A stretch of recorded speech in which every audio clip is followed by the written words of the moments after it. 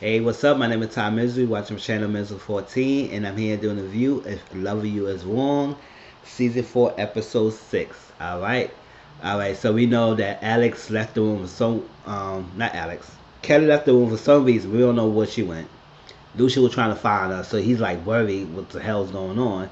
So he came outside and then he talked to this lawyer chick. I don't know what she is, prosecutor or something like that. And she trying to basically destroy Kelly. She said she's going down. She's going down. I don't care what you say, because Lucia try to say, you could try to see the facts. She said, ain't no facts here. I got all this evidence against this chick. She's going to jail, and she's going to jail for life. And I'm not going for the life.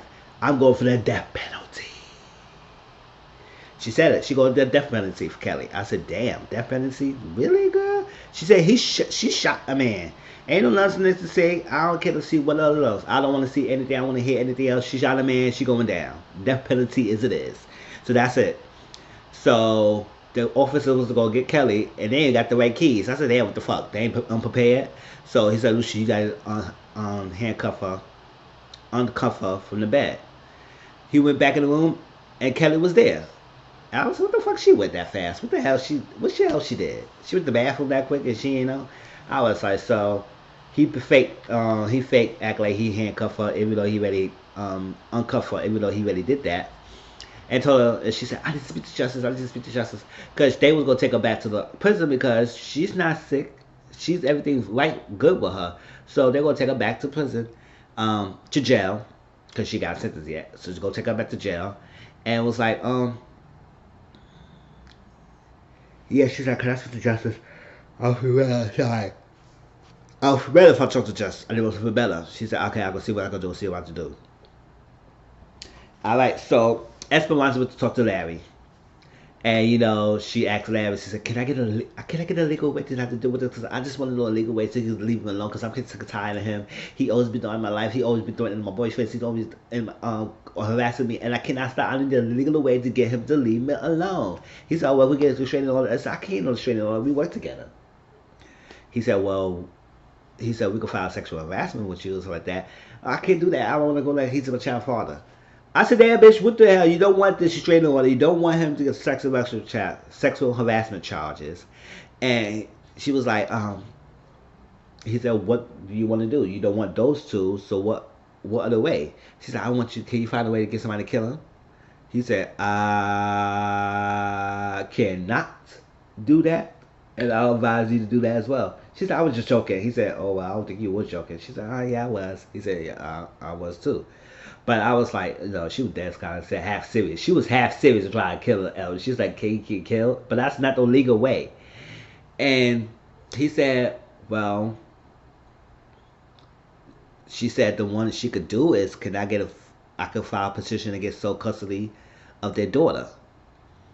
And he said, "That I could do that. I can help you with that and everything." She said, "Yeah, I would want to talk to her first. Is bring this up on him and see, leave me alone, because he's like take sole custody. That will threaten him. That would scare him away to stop doing what he had to do, and do with that." He said, "I can help you with that." She said, "Okay, cool." She said, "How much would this pay cost me?" He said, "The way how I feel about him, I would pay you." She said, "Ooh, you must have got some going on him too. It must be that serious." He said, "Yeah, and that's something because I like it, but I could go, I can handle him." And she's like, "Okay, cool." I like. Um, so Randall went home. He drinking because he after he came for Larry, beating Larry, punching Larry, and all that stuff like that. He said, told Larry, "Don't even speak to me again. Don't." He went home and started drinking that brown liquor. He drank that brown liquor. I like, and he called Marcy. Always talking to Marcy. He said, "Can you stop calling me, bitch? Can you stop calling me? Like, gosh." He said, "I'm gonna keep calling. I'm gonna keep calling you. You can't tell me what to stop calling you. I'm gonna keep calling you. I'm gonna keep asking you." She said, "You made me lose a baby." He said, "You had several." And I said, "Damn, like cold hearted." And he said, "You got to leave me alone." He said, "You're not doing that." And she said, "Oh well." Um, he said, "Whatever he does, he gonna get even with her." He said, "You do that." He said, "Okay, fine." Hang up the phone. Then she called Brad, tell her Brad, and they made dinner for lunch. Oh, they made dinner for lunch. What the fuck I was saying? They made plans to have dinner after she got off around 7. I said, oh, look at this romance between Marcy and Brad. I'm here for that. I like that. I said, go get that. Go get that meat. Go get that dick, Marcy. Go get that dick. I like, yeah. So, but she gonna go with Brad to dinner. I said, that's good. And they're gonna finally have their first date. Cause they been screwing and messing around and all that stuff like that, but then they have a proper date because they were going crazy. Because she asked him, did she get a divorce? Did she sign the paper? He said no. He said, how come? He said, she wanted to have a lawyer look at it before she signed. He said, well, that's for the best. He said, how come? Because it will be, if she get a lawyer to do that, it will be no way for her to contest the papers. He said, oh, well, Randall trying to do it. He said, yeah, every check he get, he tried to do that. He trying to contest that papers and sign. So he's not letting it go. It's going to be continuing to taunt me and haunt me until this is done. And he said, yeah, that's what they made plans. I said, oh, that's so nice. And then we get, that was so nice. So Benny went to go check in with Tanya. And he said, are you okay? How you doing? She said, how bad was it? He said, oh, it wasn't that bad. She said, don't fucking lie to me. He said, okay, so how much you remember? She said, I just remember being outside cold. And then the guy talked to me. And that's it. And he said, oh, well, that's a psychologist. She said, yeah, that's a psychologist. He said, like that. And he said, she said, I remember, but I don't want to talk to him anymore. I do not want to see him. I don't want to talk to him. He don't need to talk to me and everything like that. He said, okay. He said, I don't want to see him. But he said, what you going to do when you go to work? And I said, you leave me alone when it work. He said, I got to work and everything. But he said, we got to meet our neighbors. She said, I don't want anybody staring at me or something like that. He said, we meet neighbors. It was nice. And the Alex, she seemed nice. And then Natalie and everything. And he said, the guy across the street said, I don't want to see him. He said, okay, cool. We don't have to see him. But we need to make good with the neighbors and everything. And he said, no. She said, no. He said, what are you going to do when I'm going to work? He said, I can probably finish the book or something like that right now. He said, that's good. And then she questioned, why are you with me? And he said, oh, baby, don't do that. You know, I love you and everything. Because he was with her since high school and a lot of stuff. So you could tell he really loved her. And he said, love you, just like, you know, you with me and all that stuff, and I can't give you what I want. He said, don't say that. And I was like, what is it? She said, he said, we don't have the kid, but I do. And I can't have a baby if I'm taking all these medications. She said, but you need to take your medication. That's no if but it's no question about it. No if buts about it. You need to take your medication. And she said, no, and I want a baby like you and all that stuff like that. He said, I love you to the end of the earth. I love you, and there's nothing gonna change that. We could do other ways. We could adopt. We could have a surrogate. We could find a way. She said, we got no money for it. We could find a way. But it doesn't matter. You is the one I love, and we gonna be fit together. And you're not getting rid of me. You're not getting with me at all, y'all. You can say what you want. You're not getting rid of me. I said, go ahead, Benny. Go ahead, little good man. Shit, that's a good man. That's a good man. All right. All right. So we get Natalie to call Marcy, and they just checking on her. See, I said finally somebody checking on my Marcy. Like, gosh, everybody is all up Alex's ass, but nobody checking on Marcy. So Natalie called checking on Marcy. She said I'm good and everything, and he said, yes, it's lost my baby, you know. Randall is still coming at me and it's like that because I'm divorced. She said, oh yeah, that's good that you're divorced. And she said, how's Kelly? And he said, it's going okay, but she's not holding in there. He said, well, no man will let me kill myself over it. He said, yeah, that's sure. And I said, you sure right. And she said, well, good thing you got Lucy. You got a good man. He said, yeah, I got a good man. I would kill a bitch whoever comes with my man. Fuck out of here. And I said, go ahead, Natalie. Go ahead, claim your man, bitch.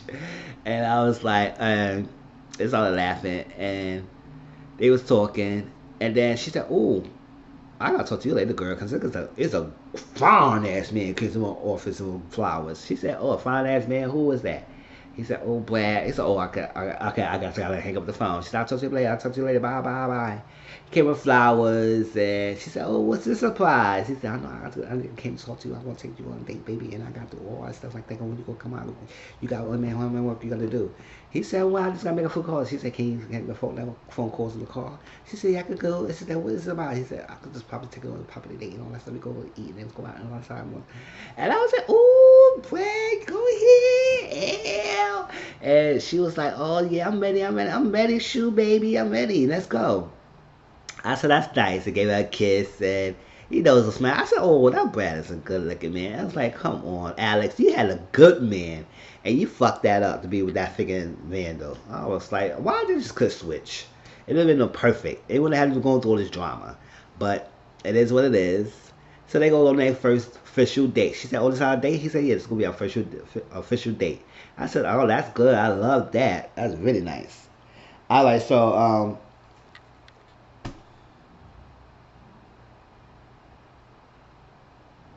yeah, so Randall's spying on Tanya because Natalie said she had to go out to get some stuff for the groceries. So Randall is with the binoculars spying on Vic and Tanya. I said, what the fuck you need to spying on binoculars at the time while you right across the street from it? Just look, stare. You got binoculars, what is this? It's nothing you seen, you just seen the front of the door. I was like, she said, Natalie said, what the fuck you doing? He said, oh, I was like, man, don't stop it. She said, oh, what you do? I would tell her husband you keep spying on her. He said, oh, don't tell him. I was scared. And I was there, I was saying, oh, I think. He said, yeah. He said, oh, you the ghetto bitch. She said, yeah, because I remember I sliced your ass. You remember I sliced your ass? She said, yeah, I sliced your ass. I'll never forget. So she said, you better not. Shoot. And he said, I wish your ass was burning that shit. He said, oh. So he was like, so you know who did it? She said, yes. Then who did it? It was me. I said, go ahead, Natalie. Even though Marcy's the one who fucking did it. But she said it was her. Oh, because, yeah, I remember. Natalie asked Marcy, did any police officer came and talked to her?